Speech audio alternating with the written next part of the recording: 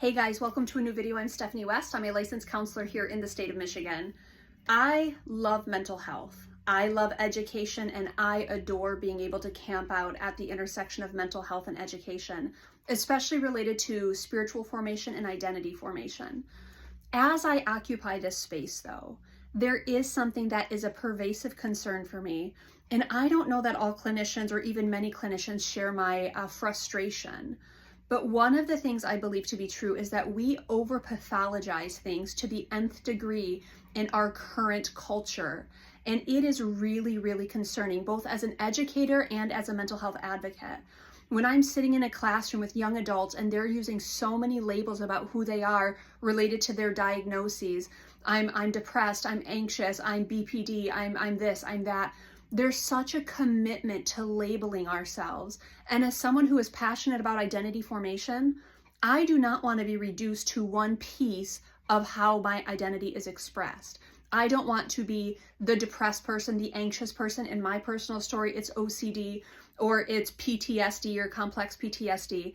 I can reduce myself to labels with the best of them, but I find it to be so inappropriate. At best, those are pieces of my story. But I will not reduce myself to that being my story. And so I lament when I sit with someone and they're talking incessantly about, well, that's just anxiety. That's just anxiety. I'm just anxious. That's who I am. And it's like, no, that's a season that you're in. And there are things at play here that are probably adding into it. And there's buffers we can introduce that push against it. But if you sit in the totality of, I'm just anxious, that's who I am, I worry about what that means. Because what it says to us is, well, because that's the explanation, then nothing that I do is going to be effective. Nothing that I do is going to work to buffer it. It just is what it is. And so the analogy in the Mindful Body that I really liked, and they're using it not in a mental health sense, but just taking like thoughts captive. They said, if you, let's say you've injured your shoulder and there's arthritis in your shoulder, and you wake up in the morning and you have pain in your shoulder, and you immediately say, oh, it's arthritis.